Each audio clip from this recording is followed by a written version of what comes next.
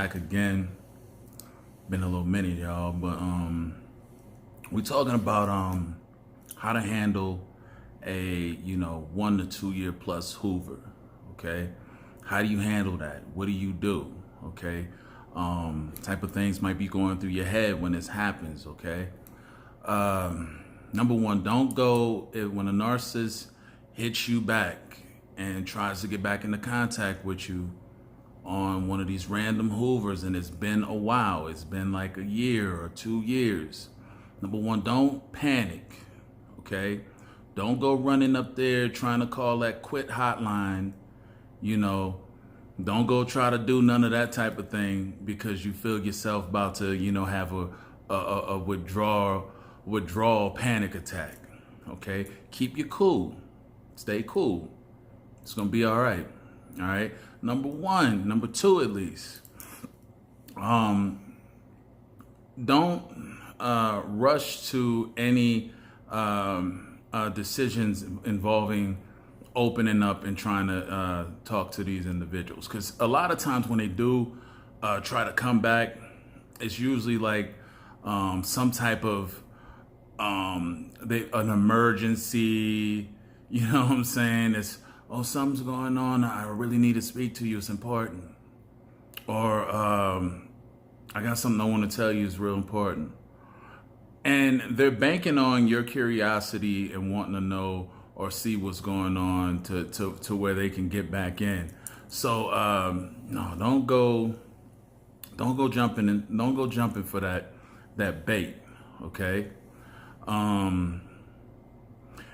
That in that particular example, narcissists want to know how much of a grip do they still have on you, okay? Because you made it out of the period where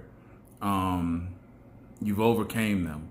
You've managed to keep no contact. You managed to go on with your life. You managed to not reach out to them, right? So that baffles them. Not only does it baffles them, it angers them, because they can't believe that you went on with your life without them included in the picture, right? And so when they do resurface back after such a long period of time, it's usually they want to see, and they're curious of what is it that has you so disengaged from them to where you're not trying to reach out to them again. You're not trying to deal with them again, right? And so the narcissist is curious as hell. They want to know, you know what I'm saying? But and more importantly, they want to see if they still have any type of grip, if they still have any influence over you. They want to see, can I get back in? Can I say a little something to try to move their heart like it used to be? Right? So therefore, it's important. Do not respond. Once they're done, they're done. Once you're done, at least, you're done. And you have to really mean that. They'll try to resurface. It'll be some years or a year or whatnot. But some people give in. And because the narcissist is doing update checks on you. Period of time goes by. Are you lonely? Do you have anybody? Is your life good? Are you fulfilled? Let me check that. Let me see what's good with that. Right? And so some people feel as though, I'm recovered. I can say something to them. I'm recovered. I'm good. No. Don't do that. Here's one big thing here too. When a person is happy and fulfilled and have moved on, right? And they're good, their exes will never hear from them again. Never. They'll never hear from them. So you have to do yourself some justice and stick to your own guns, and don't allow the narcissist to hear from you again or get any type. Just to hear your voice is supply. Just to hear your voice is supply. You don't know how much that boosts that really boosts their ego. It's healing. It's healing to them, especially when they're doing bad. And that's a big part of them reaching back out anyway, because whatever's going on with them is not right. It's not going well. So boom, here comes that Hoover a year, 2 years later. Right? Here they come. Well, let me go revisit one of my old supplies or one of my old sources. Let me see if they, because they know how you were once with them. They know how you were.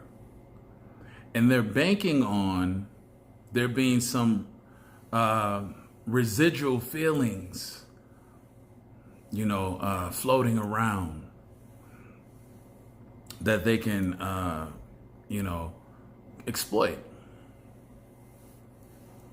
Real talk. So you gotta understand that whenever a narcissist comes back, they want something. They always want. They don't come back giving. Some may, if it's part of their strategy. But typically, they're not going to be in a giving mood when they didn't hit rock bottom. When things just went wrong for them. Boom, here they come with that Hoover. So, the next thing, number 3. Don't dwell on it, the situation about what happened. Just put it to the side, move on. If it's a message or anything like that, delete it, move on. Don't hold the message and try to look at the message. Delete it and move on. Okay? Because, if you follow all of the protocols that I have, especially in my Anti-Narcissist Awareness Training Academy ebook course, you'll know that no, you don't keep those things at the ready, as memoirs or anything like that. You get rid of it. The sooner the better. Some people want to hold on to it, and they want to keep it and just put it to the side. Let me tell you, psychologically, that can affect you, right? Those of you who haven't fully overcame emotionally, because at a certain point, you'll go look at it again. And it's at that point, do you stir up all those memories, and then with the memories come the feelings. Now you're right back into that mental space, that mental frame, okay, where the narcissist all of a sudden is relevant again to you. So you have to get rid of those messages. Don't save any messages when they re-hoover after a long period of time. It's very important for your psychological composition, okay, to not allow yourself to entertain those things. Some of them, they do certain things, They do certain things. Some will send flowers to your job. You know what I'm saying? That Applebee's special, they'll try to get you, one of them Applebee's, that all you can eat special. They try to get y'all to go on them. Don't fall for it. Don't fall for it. Okay? It's just they think in their minds, because time has passed, and they're banking on, again, too, another element of it, they're banking on you healing from the wrong that they've done to you. And so they're counting on you not being as having the animosity that you had before towards them, and you being in a more forgiving state of mind to allow them to come back in, you know. And you can forgive with these individuals, but never re-engage them again. Very important. You can forgive, but never re-engage. You know, a lot of them will leave messages with music on the phone, just songs you might have listened to, anything to try to spark that old feeling back. You'll go to check the message and it's Key Sweat. It's that Make It Last Forever playing on your voicemail. So you got to be mindful of the tactics that they use to get back in, to try to get to you after a long Hoover. Because you're going to be, if you've been healing properly, you're going to be in a different mindset. You're going to be in a different mental state. You're not going to be wounded like you were, right? And so you have strength now. And one of the biggest things, they can use your strength against you too, because once you're stronger again, you feel like you can take on certain things that you probably couldn't take on when you were going through it and you were a little bit weaker, right? But don't fall for it, right? Don't fall for it. They're gone and you got rid of them for a reason, or they're not in your life for a reason. Keep it that way. Keep it that way. All right? Y'all, it's been good. Thank y'all for tuning in. Appreciate all of y'all. Hit the like button. Hit the subscribe button. Share the videos. Make sure you're good to yourselves too. If you want any